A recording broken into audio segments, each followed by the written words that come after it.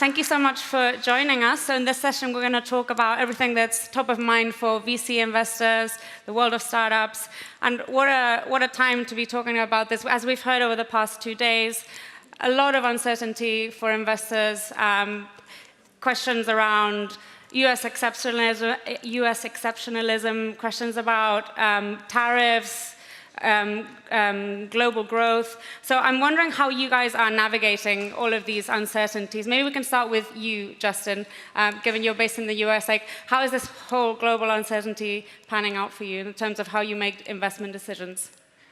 I mean, honestly, when we make investment decisions, we're taking a 10 to 15-year view, and so the short-term volatility in the markets doesn't really drive our kind of long-term decision-making. I mean, even if you look at all the announcements with tariffs, I think the markets are flat approximately to when all that came out, and so there's certainly been a lot of volatility. But like I think back to we've been investors in SpaceX since 2000. I think the first investment I did was like 2008, so that's 17 years at this point. Like I think if I was overly swayed by the the GFC, that probably wouldn't have led to better outcomes, right? So when we're looking at companies, it's really just a question of, do we think that they can deliver results over a very long time horizon? And what sort of sectors do you think can deliver this results right now? What's kind of interesting for you?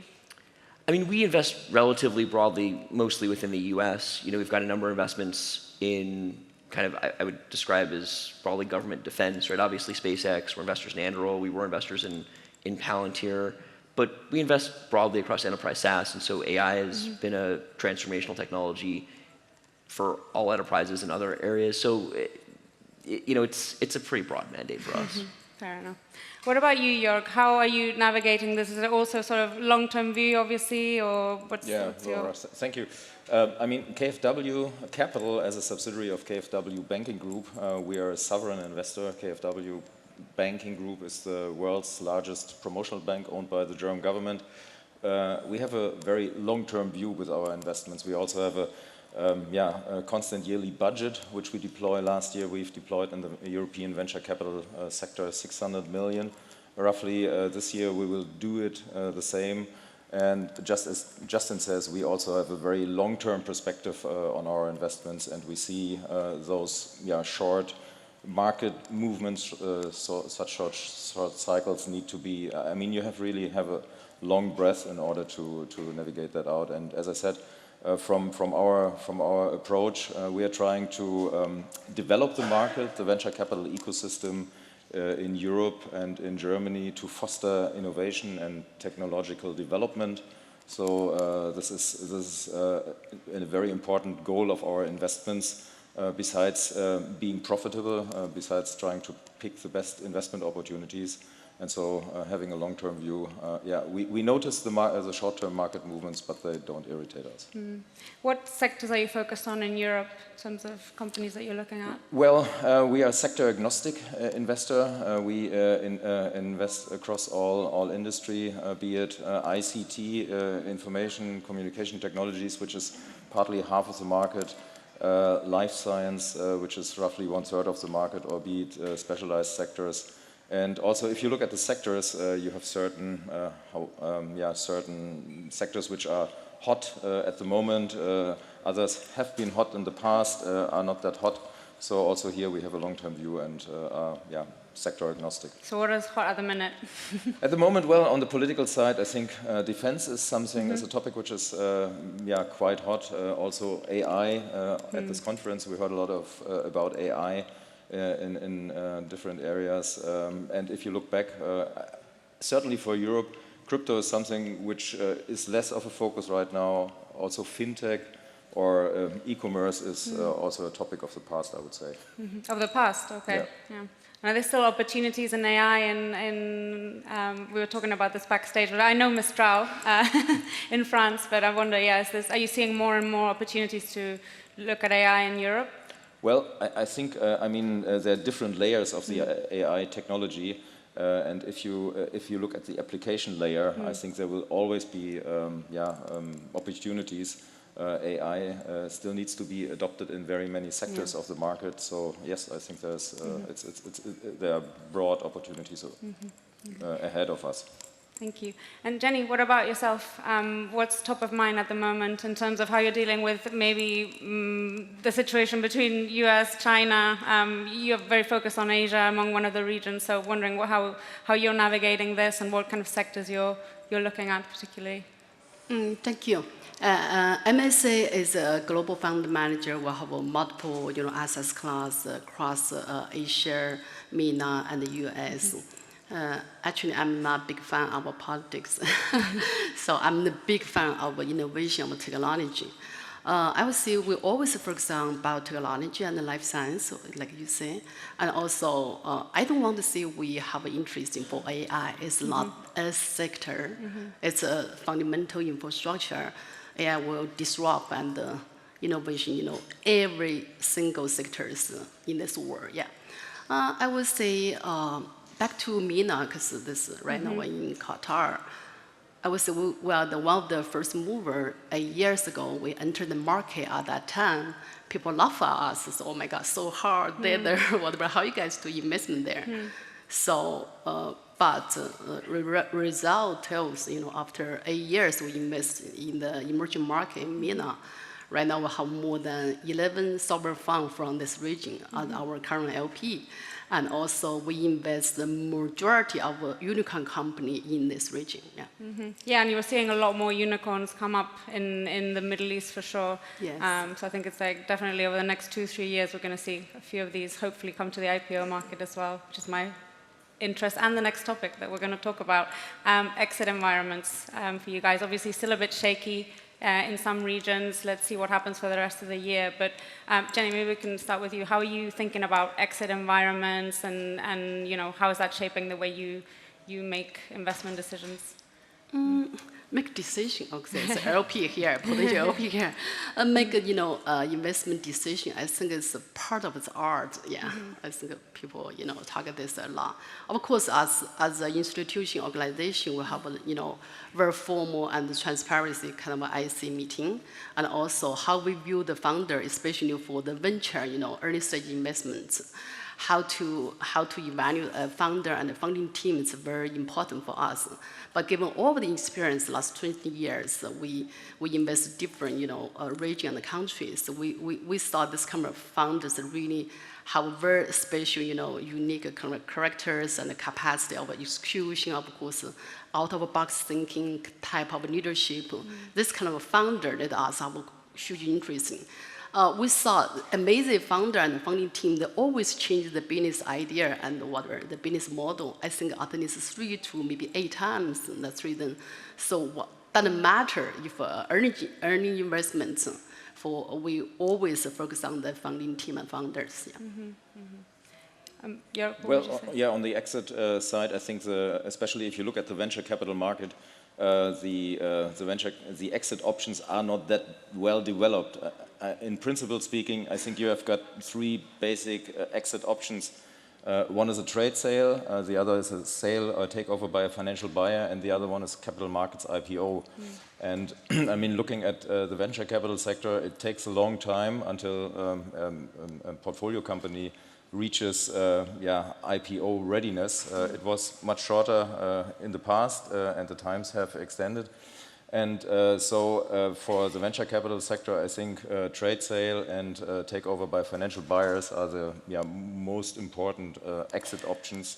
And if we look at that, I think trade sale is certainly something which very much depends on the general economic outlook and the situation of the economy. So this is a volatile area. If you look at financial buyers, we certainly do not have enough, at least in Europe, not enough later stage funds in the market which take advantage of the exit options which are there.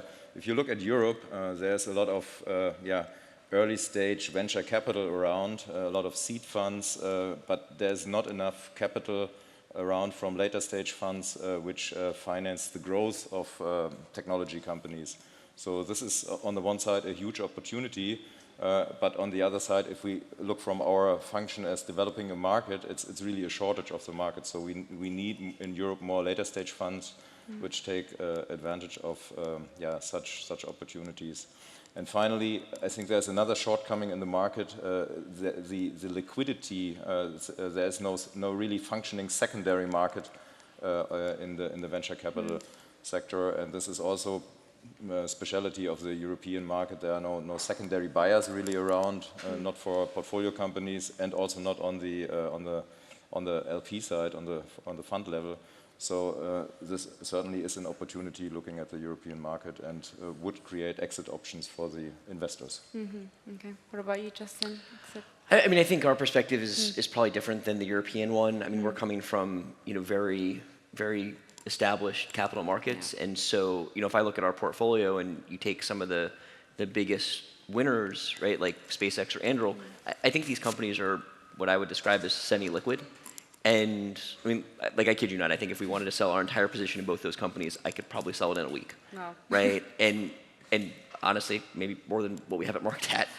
Probably more than what we have it marked at. And so, I kind of think about the private markets for the biggest winners in the venture ecosystem as the public markets were in the 80s.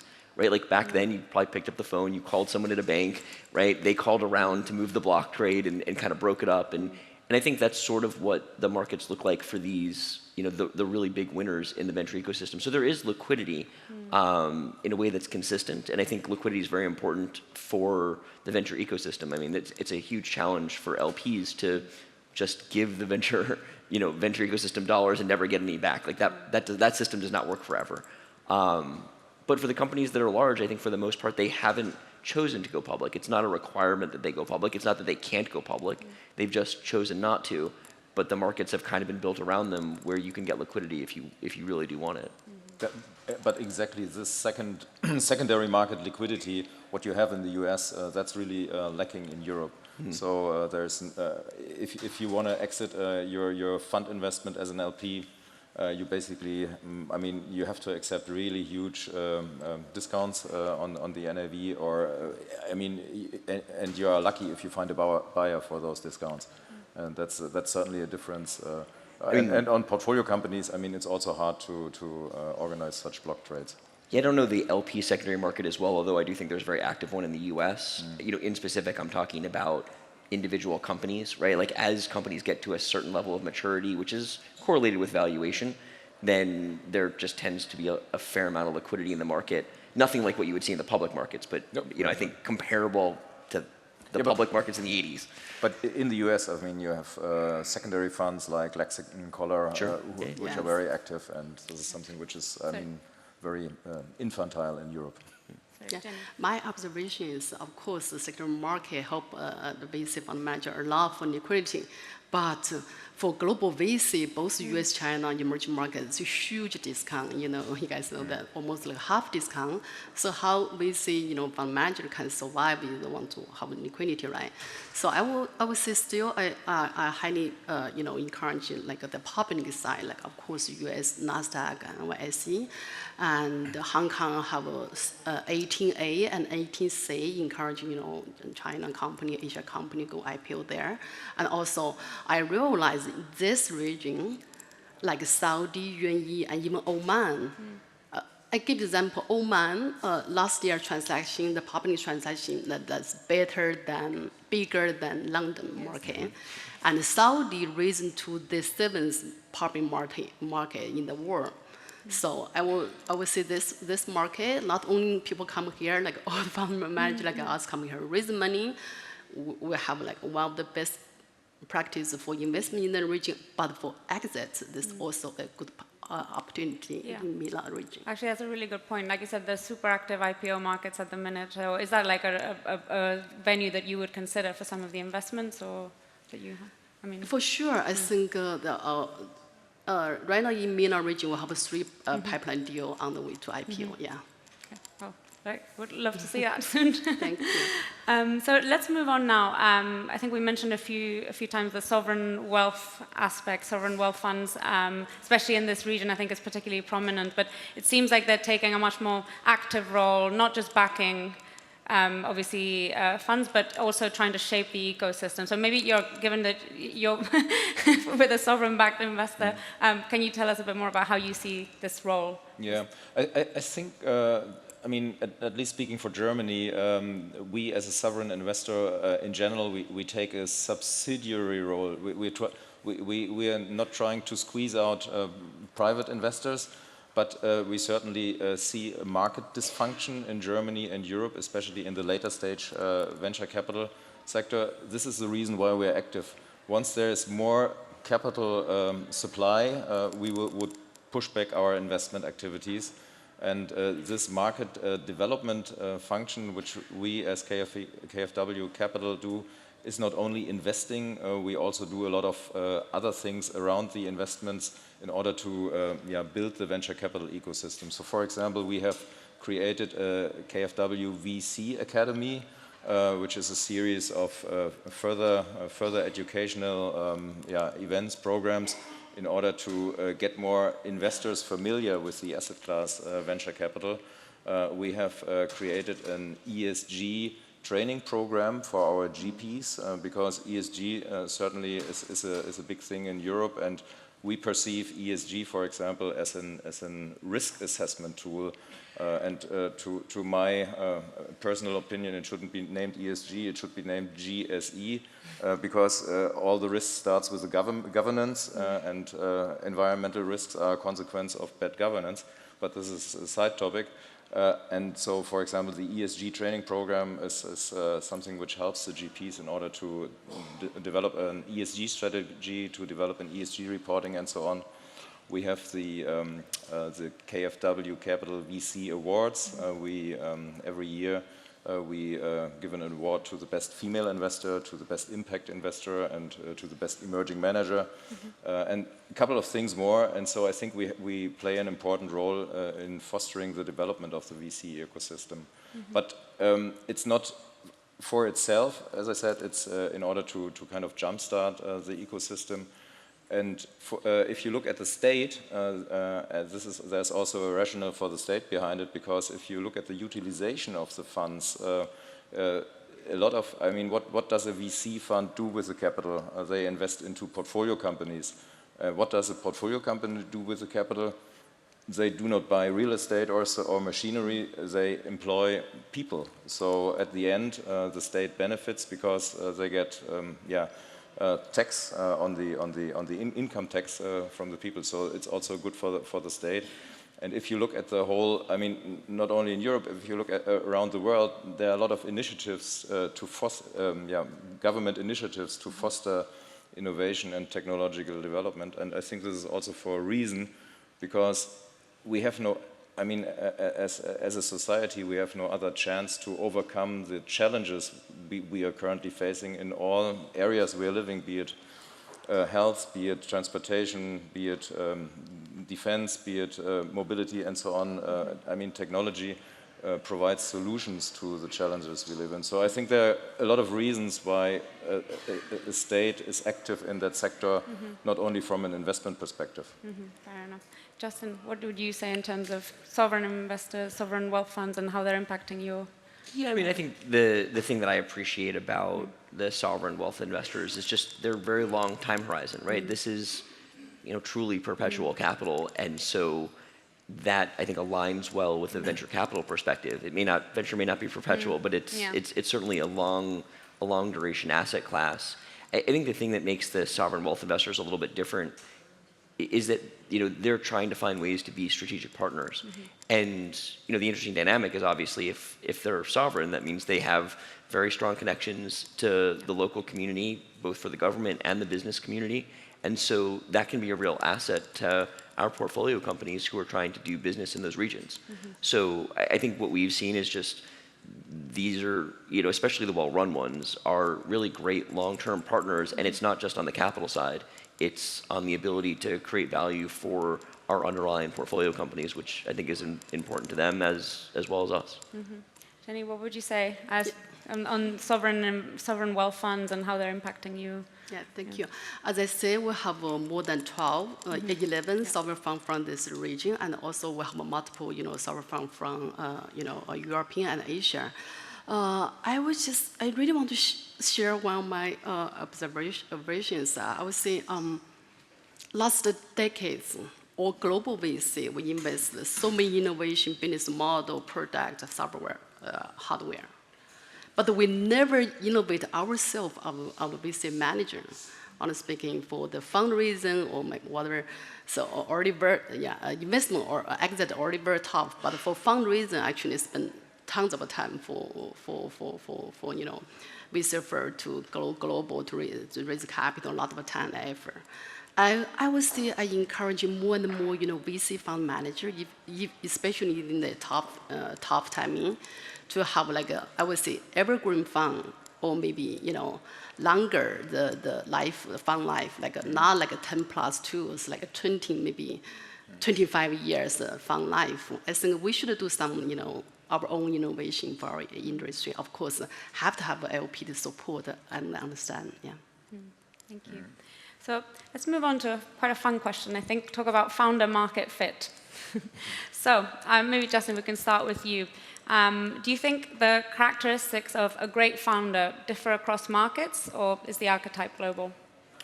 And we primarily invest in the US, so I have the perspective coming from that. I mean, there's many great founders from all over the country who have built huge businesses in America. I think there are a lot of reasons for that. I suspect that if they had never come to America, they still would have been completely successful, right? I think the entrepreneurial culture of a country matters, but it probably matters on the margin. The absolute best people were still going to do what they were going to build regardless. So I think at the top levels of entrepreneurship, like those people were going to be successful wherever they were going to be. The U.S. just often offers them a scale that allows them to achieve something that might have been bigger because of that.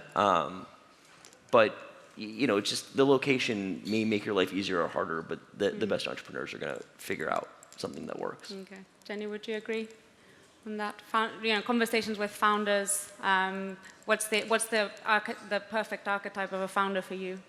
Like I said, I love the founder really have a crazy idea, and out-box thinking, and also the founder have a execution. The last thing we really love the founder have the capacity is try fast, feel fast, and then learn fast. Jörg? Well, as a fund investor, we of course look more at the teams on the fund level. Here, I mean, in real estate, you say the key success factor for investment is location, location, location. And on the fund investment side, we say the key success factor is team, team, team. So really, you need teams which are very experienced and which have a complementary skill set, and also a broad diversity, also from an educational side. And so, we really need people with different levels of education and different skill sets, and which complement themselves and have an entrepreneurial spirit. There's like a funny line on these things. Like, you need to know enough to be successful, but not too much to know why it's a bad idea. Because starting a company or a fund or anything, it's a terrible idea. The likelihood of success is very low, and you need to not fully be aware of that or care. And so there's just like a very fine line where you need to know enough to be successful, but not too much. That's right. Invest in the future and the uncertainty. Yeah. Good. I'm going to do a few quick fire rounds to finish off the panel. So in one word or short phrase, Justin, what is the most overhyped trend in VC right now? And it can't just be AI. I wasn't going to say AI, although I guess you could use that. I would probably go with defense tech. Okay. Yeah,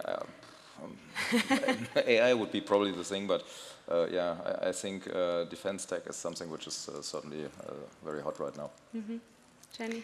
Overhype and underhype all is AI. Wow. I was going to say. For the buzzword of AI, every panel, every media, every whatever, we're talking about that. But for the real power of all kinds of application of AI, it's a long way to go. It's not come yet, not start yet. Yeah. Right. Well, very exciting for that. Okay, and now reverse question. One you double down on? Oh, can I use defense tech again?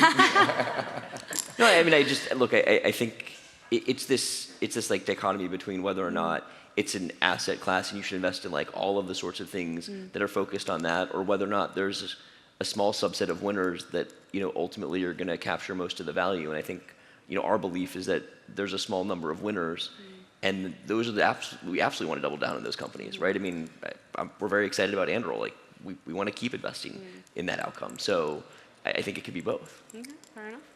Relating to what I said earlier, I would double down on secondary market funds. We don't have them, we need them, and it's a huge opportunity. All kinds of innovations. Okay. Right.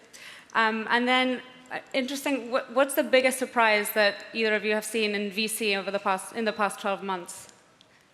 I mean, honestly, the thing that's been surprising me since 2022 is like there just hasn't been the washout of companies that I just sort of expected, and you can kind of look at the market and you just know companies that are not ultimately going to drive returns, and yet they're still hanging around. Why? Why do you think? I mean, the reality is, you know, there's a large gap between what things are worth and whether or not they go out of business. Like, what is a company that does $100 million a year in revenue, growing 8% but break even, right? Like, that company isn't going to go out of business because they're not losing cash. But at the same time, they're not growing enough to really be worth anything. And so I just think there's a large population of zombie companies, and I wonder, you know, where that's been sitting on balance sheets for venture firms and whether or not LPs really understand that. What about biggest surprise? A surprise, really the observation that VC as an asset class gets more and more institutional. It was really, institutional investors, insurance companies, pension funds in Europe turn more and more attention towards this asset class from an investment perspective. And that's really a very positive surprise, and we hope that goes on. So no doubt, a global VC facing the most difficult timing, I think, once we have a VC in this industry. But look at the history, last, I think, 3 or 4 decades, the VC, you know, delivered super return and decent return for global LPs. I believe in the coming 1 or 2, at least take a half decades, our whole industry will recovering, and we will invest more and more company globally. Okay. And this is really the final question because we've got 1 minute left, but again, to all of you, if you weren't doing VC, what would you be building yourself?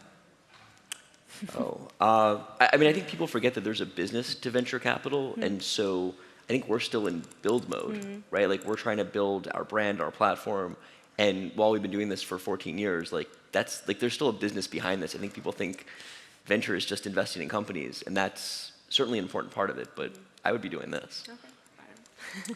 Well, I think I would build a platform which creates more trust, more trust in VC, because I think there are, besides liquidity, information, we also need trust in that asset class. We are very often witness a situation that founders overpromise and underdeliver. Also, VC firms overpromise and underdeliver. And I think if we had more trust, we would even gather more assets into this asset class. Thank you, Jenny. So I was doing venture capital investment for more than 20 years, from high school though. If I can, you know, do better, I prefer I can do this from my kindergarten. Well, with that, thank you so much. This is a fantastic panel. Thank you for joining us.